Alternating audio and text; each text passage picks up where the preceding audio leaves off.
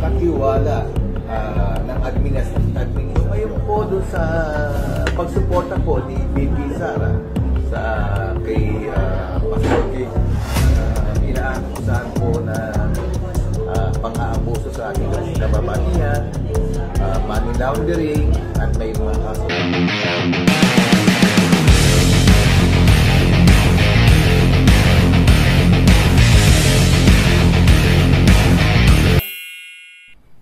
Ngayong araw ng March 18, 2024 na kung saan nagdiriwang tayo ng Araw ng Mga Kababaihan or Women's Day.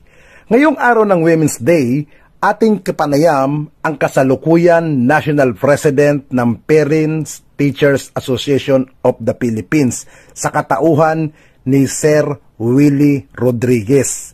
Ngayon, hiningian po natin siya ng opinion sa loobin bilang isang National President ng samahan ng Parent Teacher Association about sa ginagawa at anong reaksyon nila sa mga aktibidades ng ating Vice President na si BP Sara Duterte at kasalukuyan Department of Education or DepEd Secretary na kung saan ang Parents Teacher Association ay nakaangkla po yan sa DepEd. Sila po yung mga samahan ng mga magulang pag may mga activity, may mga problema sa eskwelahan, sila po yung mga grupo na aktibo po. Atin pong pakinggan ang kanyang saloobin sa mga ginagawa ng ating DepEd Secretary sa katauhan ni BP Sara Duterte. Ay sir, magandang araw po. Pwede po bang malaman kung sino po sila? Ano po ang inyong trabaho o samahan? Magandang araw, Sir Nino, no? Madam Nino, okay?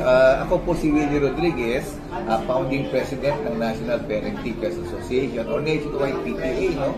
Marami po kaming member ng ating mga single parent na tsaka ang ating po mga tawag dito mga education partner, no? Yan po yung aming nire-represent. Opo.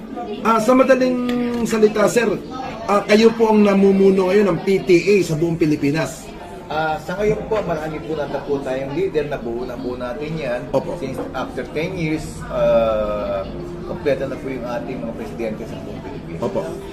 Sir Willie, maitatanong ko lang po sa inyo na kung saan, nung umalis po si Pangulong Ferdinand Bongbong Marcos para pumunta po sa Europe, nilagay po ang ating Vice President na si BP Sara bilang OIC or caretaker ng Malacanang. At nung time po na yon, nagkaroon po ng rally sa Liwasang Bonifacio dyan po sa Loton, Manila, na kung saan nung rally ay ang panawagan BBM resign. Ano po ang inyong pananaw po tungkol po doon? Kung kayo po ay katiwala ng administrasyon ng ating Pangulong Marcos, ano po, dapat po ay kakampihan niyo po kung sa administrasyon. So ngayon po doon sa pagsuporta po ni BP Sara sa kay Pastor Kibuloy, inaakusahan po ng pang-aabuso sa ating kababaihan, money laundering, at may mga kaso po sa Amerika, at nananawagan sa pagbaba ng ating Pangulo sa administrasyon ay medyo hindi po maganda. Yun po ang aming pananaw. Opo. Ibig sabihin po, maling-mali ang ginawa ni BP Sara po doon para sa inyong pananaw. So sa inyong samahan. Ang nakikita po namin dyan, medyo po tulad ng sinasabi ko, hindi po maganda dahil kayo po ay pinagkatiwalaan ng ating presidente bilang mamamahala ng ating Pilipinas ang siya ay wala. So ngayon po dito, sa panawagan po na bumaba siya, ay para po hindi po maganda. Para po sa paningin ng lahat, sa paningin po ng ating administrasyon. Ito po Sir Willie, panghuling tanong ko po. Bilang naggugunita ang ating bansa ngayon na tinatawag na Women's Day, sineselebrate po natin ang mga kababaihan na kung saan ang ating pong kasalukuyang BPA nagsasalita na nagsusuporta sa isang kagaya po ni Pastor Apollo Kibuloy na inaakusan ng mga human trafficking, panggagahasa, lantara naman po kanyang mga sinasabi in favor kay Kibuloy maganda po bang tignan yung mga ganyan, lalo na kay Sara, at ngayon ay nag-celebrate tayo ng Women's Day? Ang nasa batas po, innocent until proven guilty. Opo. Pero po, sa kanyang pagsuporta, siya ay naakusahang rapist at ating pong human trafficking at money laundering ay medyo hindi po maganda. So sana po pag-isipan din po ni BP Sara na tingnan po kung ano po yung dapat gawin.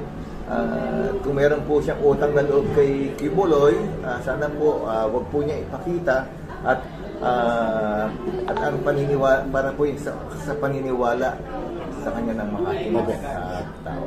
Sir, ito na lang po bago po tayo matapos. May tatanong ko lang po, sir. Nung mula pong naupo si BP Sara, meron po ba kayong cooperation sa kanya? Maganda po ba ang inyong nakikita sa kanyang leadership bilang DepEd Secretary?